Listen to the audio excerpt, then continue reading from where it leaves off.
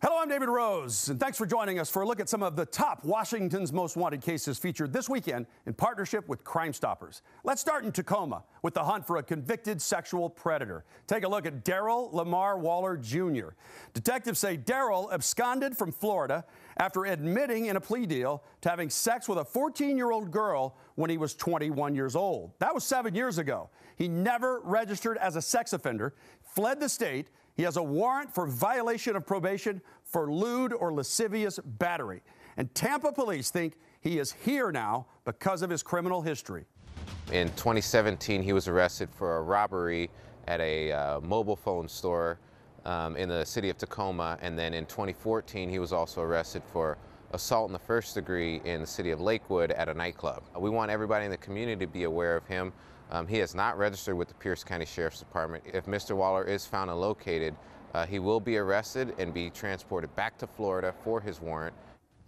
Darryl Waller sometimes goes by Darryl Walker. He's 5 feet 11 inches tall and weighs 160 pounds. If you spot him, call 911.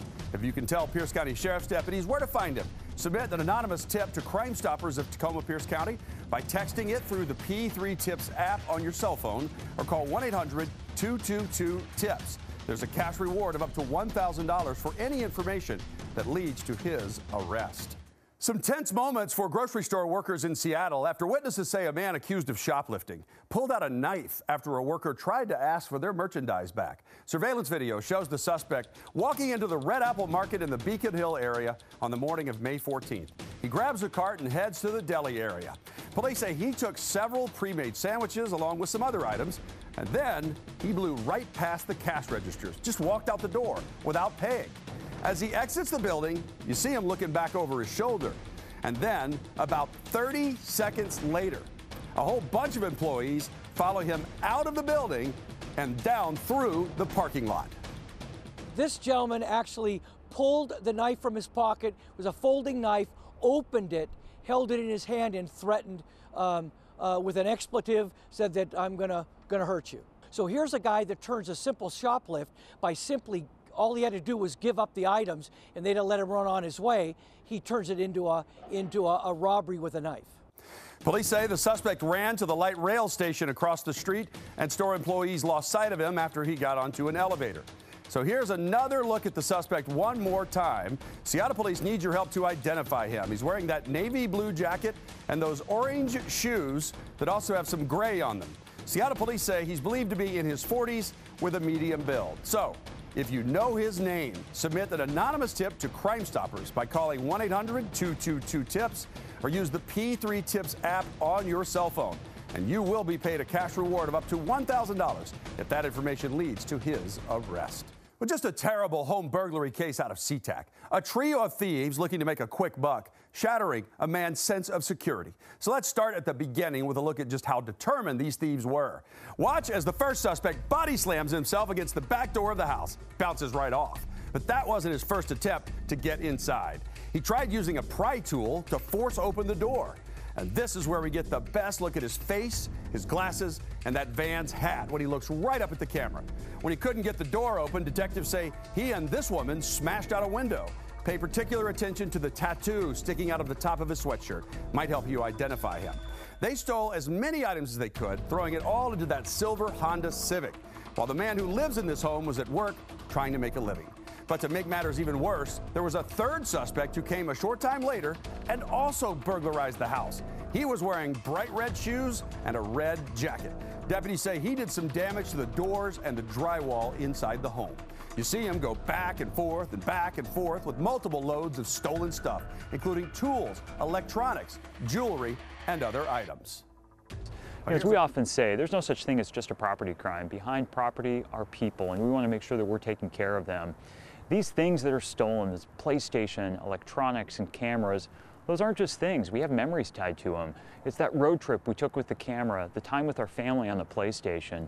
These aren't just commodities that we can go out and repurchase. That's why we're looking for the community's help.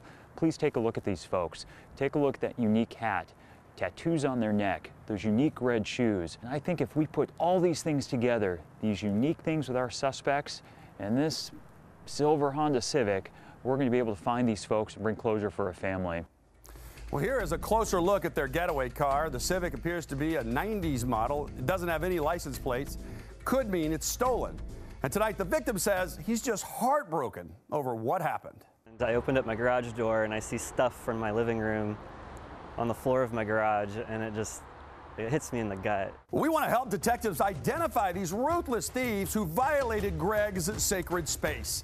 So if you know who any of them are, submit a tip right now to Crime Stoppers of Puget Sound. You can text it through the P3 Tips app that you can download to your cell phone for free, or you can call the hotline, and they will pay you a cash reward of up to $1,000 per suspect. Well, there is a violent and disturbed predator on the loose tonight in Tacoma. Detectives have not been able to identify him yet, and police say he needs to be off the street. He snuck into a 77-year-old woman's condo on April 25th as she slept. He attacked her, and he tried to sexually assault her. So take a good look at this suspect Tacoma police need your help to find. He's white, around 40 years old, 5'6" to 5'7". He's got that large tattoo on the left side of his neck and a goatee. Detectives say that attack left the woman with a concussion. The victim lives at the Allenmore Ridge condos on South Cedar Street. It sits alongside the 18th hole of the Allenmore golf course. Detectives say the suspect got in through the victim's unlocked back door. He was also wearing a baseball cap. It's a blue retired Air Force cap, and that was recovered close to the scene. So he will not have that anymore. We need this guy off the street. Please contact Crime Stoppers if you have any information that could lead to him being detained and arrested. Detectives say the suspect was wearing a long dark jacket, dark pants, white tennis shoes, and a disposable mask. So, if you recognize him, if you know what that tattoo is, anything at all to help Tacoma police find this guy, please submit a tip right now to Crime Stoppers of Tacoma Pierce County by using the P3 Tips app, or you can go to p3tips.com, or you can call the hotline. A big thank you to Washington's Most Wanted viewers who sent in tips that helped Newcastle police track down a suspect with ties to a home burglary. Now, tonight, detectives still need your help to close out the case for good, hopefully return some of the precious items that were stolen from a family.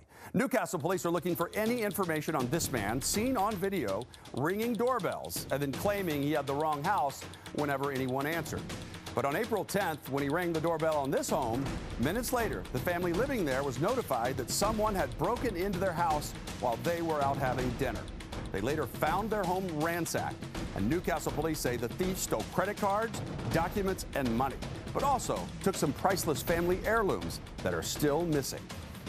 Everything that was within our family for years, my father's presents for me, all of this is still gone. I mean, when someone just comes in your house and decides to take everything you ever worked for and you own and things that you cherish so much, and they're just out there living their life, it's devastating. You feel insecurity. Taking another look at that surveillance video, you'll notice his Sonics hat and his old school Vans. Newcastle police say this man is their main person of interest right now. They say they do have some leads, but they're asking for anyone who knows anything about him or this burglary to please contact Crime Stoppers. We'd like to find the individual, the male individual that was seen, you know, that had that Sonics hat on. And we assume he's the guy that was inside the house. Anytime we can get anything back, anything that especially sentimental, you know, because you can replace a ring that you bought at a store or something like that, but stuff that's like handed down from family members, if we can get that stuff back, that's the best thing we can hope for. Well, they've been working this case hard, and they have recovered all of this stolen property that you're looking at after detectives arrested a woman in Federal Way who's believed to be connected to the burglary and possibly other crimes as well. Here she is. She was caught on camera at the Coach store in Auburn using one of the stolen credit cards taken from the home in Newcastle. But there are still a lot of items missing, so let's help police catch this guy. Again, take a close look at his Sonics hat and those shoes and how he moves. If you recognize him or can tell Newcastle police where to find him, you could be eligible for a cash reward of up to $1,000. Submit the anonymous tip right now to Crime Stoppers of Puget Sound. Troubled teenagers in Snohomish County are getting the chance to find a new path with the help of someone who knows exactly what it's like to walk in their shoes. A new program started by Sheriff Adam Fortney hopes to provide encouragement and direction to keep teens away from a life of crime. And a former WMW fugitive is helping. Washington's Most Wanted's Frankie Thompson explains. Tyler Ware has a lot to smile about these days. It's something he says he didn't do much while growing up through hardships in Snohomish County. There wasn't a time in my life previously, even before crime and drugs and things like that, that I was ever really happy. You know, I never really had a purpose, just kind of drifted through life and did my thing. So, you know, addicted to drugs and narcotics and things, which led to committing crime. That happens in that lifestyle. That lifestyle led to 2 stints in prison. After seeing his mugshot on Washington's Most Wanted. And I go, oh, what's this? And I clicked on it and I dropped my phone and I was just like, oh my God. I was like, Washington's Most Wanted, really? Like, reality set in. That's when he knew it was time for change. His road to redemption caught the attention of Snohomish County Sheriff Adam Fortney. I want people to know his story because I think it can inspire other people who've been down that road. It's a road they're trying to protect area kids from going down. That's why the sheriff created a new youth program called Lead the Way.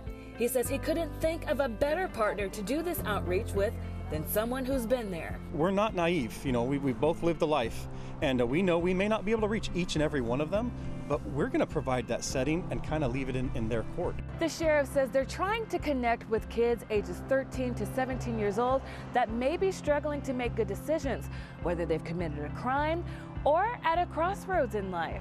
The program is focused on supporting these teens through courses rooted in life skills, encouragement, accountability, and leadership. You have to really want it. Nobody can want it for you. Your mom can't want it for you. Your brothers, you know, even mentors like us, like if we reach somebody, they have to really want the help. It's the kind of help Ware says he needed growing up, but now he hopes to use his comeback as inspiration to keep kids away from a life of crime. I think it would have made a huge difference in the path that I chose to go in life.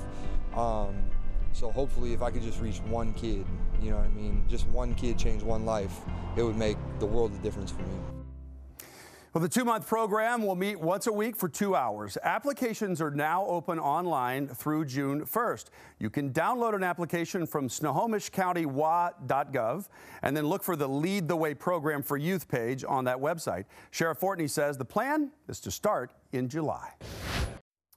It is with a very heavy heart that I share the news with you tonight. The Department of Corrections officer Henry Pineda was killed last week in a motorcycle crash on South Taps Drive East in Pierce County. The Sheriff's Department says the 38-year-old driver of a Kia told them he fell asleep and drifted into oncoming traffic, hitting Officer Pineda and his wife, Michelle. Both of them were taken to the hospital where he died. Michelle was seriously injured, had several surgeries, and just regained consciousness earlier this week. Now she's also coping with the loss of the love of her life. Henry was never happier than when he was with her. Henry was my friend and a mentor to so many. He spent 20 years of his career tracking down the worst of the worst. He was named Washington's Most Wanted Officer of the Month in June of 2013 for his work as a Community Response Unit officer assigned to the U.S. Marshals Pacific Northwest Violent Offender Task Force. After receiving information on the location of a wanted sex offender accused of beating and raping a 17-year-old girl, Henry came to work on his birthday, and he spent 7 hours conducting surveillance before arresting the suspect. And that's just one example of his years of dedicated work to keep our communities safe. His most recent work assignment was as a corrections specialist working within the firearms program under the Emergency Operations Unit, doing what he loved, coordinating and facilitating firearms training for staff. Please keep Henry's wife, family, and fellow officers in your thoughts and prayers tonight, as so many are struggling to cope with his sudden loss. Well, I hope you'll join me for Washington's Most Wanted, coming up tonight at 11 o'clock on Q13 Fox. If you missed tonight's program, it airs twice on Saturday. Set your DVR or tune in live, 9:30 on Joe TV, 10:30 on Q13 Fox, and 10:30 on our Fox television stations in Spokane, Yakima, and the Tri-Cities. We need everybody's help to make sure these criminals have nowhere left to hide.